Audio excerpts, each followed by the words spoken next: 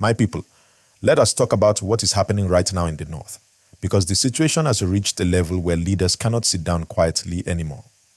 Northern leaders have gone to meet President Tinubu directly, face to face, because the level of bandit activities keeps rising and the communities are feeling the pressure every single day.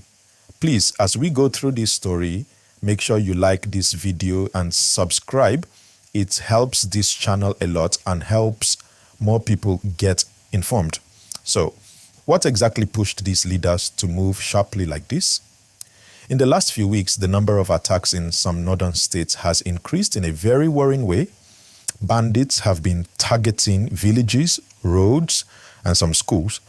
And families are scared because nobody truly knows when the next attack might happen. These leaders are not just talking for politics. They are experiencing the frustration of the people in their states. Every day they receive messages, phone calls, reports from security officers, from community chiefs, from teachers, from parents, and all these people are begging for help.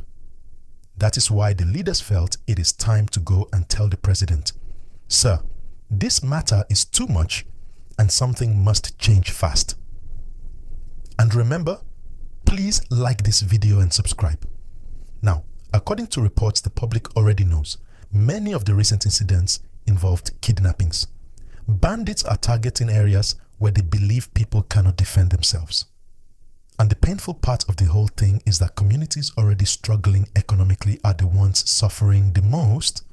When a village is attacked, everything stands still. People stop going to farms, children stay home from school, and businesses lose money. Even the fear alone shuts down normal life. And when normal life shuts down, poverty increases. So this issue is not only a security issue, it is an economic issue, a social issue, and even an emotional issue for families. If you are getting value from this gist, please like this video and subscribe. Now, when the northern leaders met President Tinubu, they did not go there with empty hands. They went with real complaints, real suggestions, and real requests. They want stronger military presence in hot zones. They want more equipment for local security teams. They want better intelligence gathering because most of the attacks happen suddenly, and villagers often have no early warning.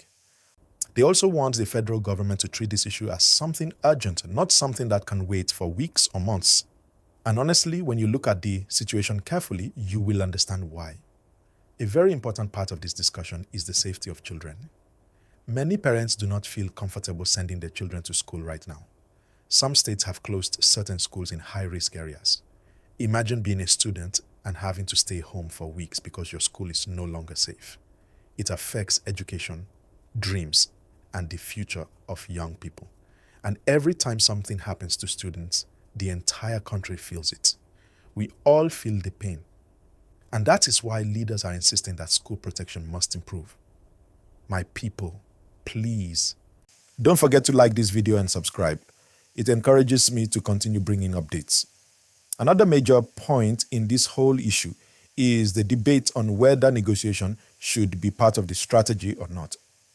Some leaders believe negotiation might reduce the violence for now, at least temporarily. But many others strongly disagree. They say negotiation only encourages more kidnappings because criminals begin to see it as a business opportunity. It becomes a cycle: attack, negotiate, collect money, attack again. And because of that, many leaders are saying the government must stand firm and avoid any strategy that empowers criminal groups. Now, let us talk about the human side of this matter, because sometimes we focus so much on the political part that we forget the real people living inside these stories. Imagine living in a village where at night you cannot sleep well because you are scared something might happen. Imagine having to run into the bush with your family when you hear suspicious sounds. Imagine losing your source of income because you can no longer go to your farm. Imagine being a parent whose child has been taken away. The pain, the fear, the waiting, the uncertainty. This is what thousands of people are experiencing in the north. And it is why the leaders are demanding immediate action. But here is the thing. Solving insecurity is not something that happens in one day. Even if you deploy more soldiers, you still need proper planning, good intelligence, community cooperation, strong communication, and long-term investment in education and employment. Because the truth is this: if young people have hope, good jobs, opportunities, and meaningful lives, fewer people will join criminal groups. And this is one point leaders are also discussing with the president. They are not only saying, stop the bandits, they are saying, fix the root of the problem. Another thing we must talk about is the pressure on the federal government itself. People expect quick results, and anytime something happens, everyone looks towards Abuja and asks, what is the government doing? So the president is also under national pressure.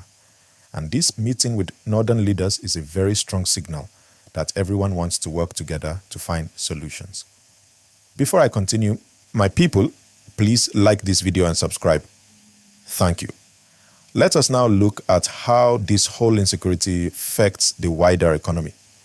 When agricultural communities cannot farm because of fear, food supply drops, food prices increase, markets struggle, and the whole nation feels the effect. Even people living in cities feel the increase in food prices. This is why insecurity is not only a northern issue, it is a national issue. If farmers cannot produce food safely, the entire country suffers. Leaders shared this concern with the president too, emphasizing that securing farmers is securing Nigeria. Now let me go deeper into the strategies being discussed. Some leaders want drones and modern surveillance tools to monitor forests, farmlands, and rural roads. Others want better community policing, not the untrained type, but well-trained, well-equipped community guards that work hand in hand with the police and military. Some also want a technology that allows villages to alert the security forces quickly when something suspicious happens. All these ideas were laid out to the president during the meeting.